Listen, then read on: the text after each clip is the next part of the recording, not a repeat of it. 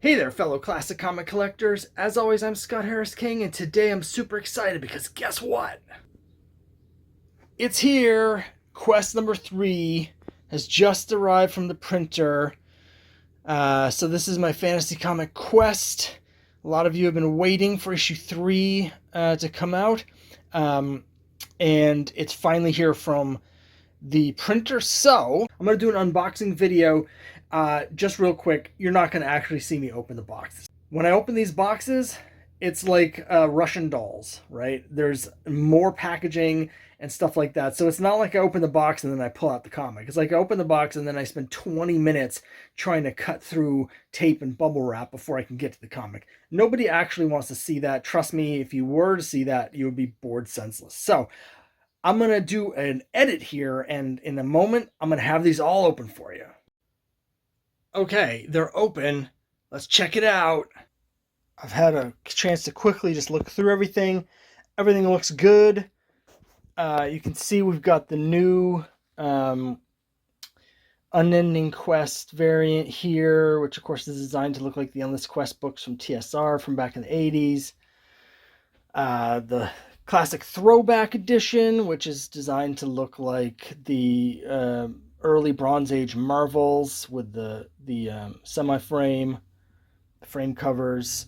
And of course the regular editions here, looking great. The RPG edition with the bonus pages. I'm going to open these up in a minute and show you the insides as well. And we've got this, both the regular version and the metal version. So the regular version's down here. We've got the regular version, but the metal version looking so cool. I knew with the blue colors and the white in Vess's hair always looks good with the metal. So some point I should do a video where I show all 3 of the metal covers so far together so you can really see how cool they are. But we got that.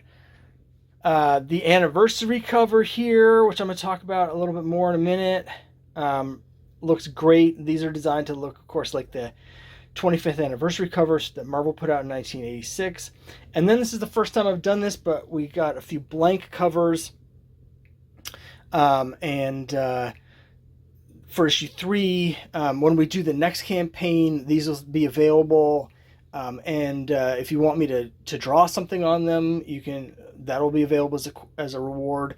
So I'll draw whatever you want on the covers. And I'm hoping that if I have time before issue 4 comes out, I might draw some. So I'll have some pre-drawn sketches available. There's things I'm able to do on the sketch covers that I can't do legally. I can't do on a printed cover, but we might see, for instance, a sketch cover where I've hand drawn Vess and Red Sonja or something like that. So I'm excited to do that. And like I said, I looked at the inside, all the colors look good. Everything looks really cool. The RPG edition here, we've got the mini module with the maps, and we've got the monsters manual, or creature compendium I should say, rules, and all the stuff. So that looks really cool. We got some of the versions have this on the back cover, some it's on the inside back cover depending on the printer, but looks really cool from Raleigh Marshadesh. Yeah, so everything I'm really excited about. I'm also excited for this anniversary cover. Now, I've mentioned before that I'm doing an anniversary cover because this is the 5th anniversary of Crimebuster Comics, of me, which is me putting out comics. And so everything I'm putting out this year and probably into next year, just because things are going a little slow, is going to have an anniversary cover with one of these portraits. So now we've got 2 of them. So for people that are putting a set together, we had the Crimebusters number 6 had the Chuck Chandler cover. Now we've got the Hugin and Quest number 3. So once you start getting several of them together, it really the collection, the set of the anniversary covers starts coming together. So I'm really, really excited for that. And also super excited for this. The other cool thing about the anniversary cover is that Samir Samau does most of the covers. Um, he's not doing all of them, but he's doing most of them, and he actually works traditionally, right? So he doesn't work with digital. He actually hand draws all this stuff, and I've actually got the original art from him for these. So, um, in the U.S., the original art is a little bit bigger. He works in Brazil, so they have a slightly smaller page, but you can see it's actually bigger than the comic by quite a bit. And so when we get to quest number 4, we're going to have the original art available for these anniversary covers. So if you want to get a one-of-a-kind original artwork that was used to make the comic, this is the first time I've been able to offer that because everything else we've done so far has been digital. So I'm really excited for that. I'll give you the preview of his cover for issue 4 with Maniac Op. The anniversary cover. We're also going to have for issue 5 his rendition of Vess, who has a very sort of almost like a Morticia sort of look for me, which is a cool sort of interesting interpretation of the character. So these will be available as the regular covers for issue 4 and 5, but when we do the Kickstarter for issue 4, again, we'll have the original art for these available. So I'm really excited between the original art for that and the sketch covers that I'm going to do. I'm hoping to really bring some cool new stuff for next time. But for this time, it's just so awesome to have these in hand. I work on these comics really hard and for a long time. So this is like a year of work to actually finally have this printed in hand, all done. So I'm really excited. The other thing this means is that we're going to get this fulfilled early. Now, I'd originally announced the fulfillment of August. I had a sense with some stuff going on that this was going to take a little bit longer than usual. So I always try and build in some extra time.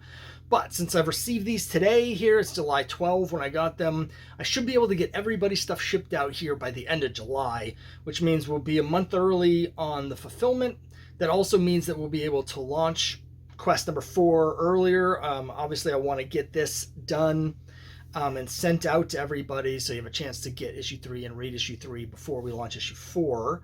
But hopefully sometime in August we'll be able to do the campaign for quest number 4. So I'm super excited for that. Got a lot of the variant covers already done.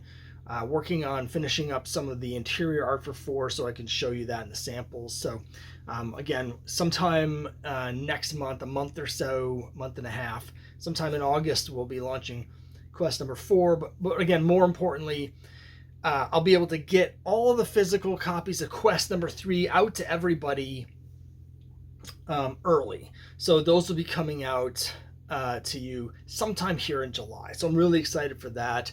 I did want to quickly mention that I have another campaign for a totally different comic that's currently live on Kickstarter.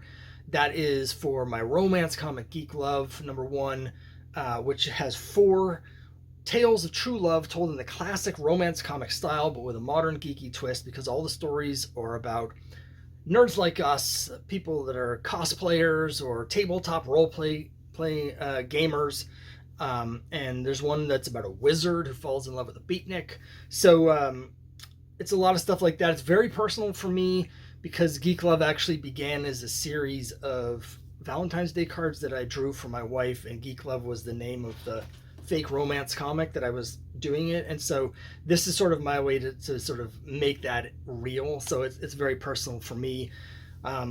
There is a story about a short story about basically a player who falls in love with their dungeon master, and we've got a special cover for that I think some of you will really dig.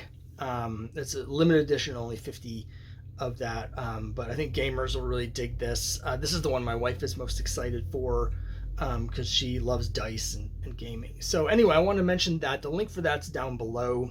But it's time for me to get to work and start packing up all your stuff. And again, should have, for people who back this, the digital rewards were all sent out last month. So if you back digitally, you've already got it. Physical rewards, though, I'm going to start packing those up. Should have them all mailed out by the end of July.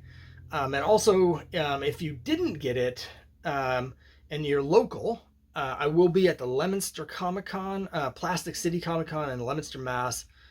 Um, Next Saturday, not tomorrow, but next Saturday. So that'll be July 20th, Plastic City.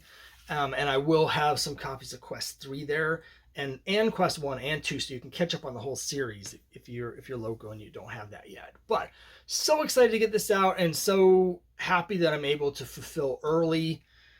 This is my 14th campaign, and I've made it's a priority for me to get the books out to people on time. I really appreciate everybody's faith in backing my comics.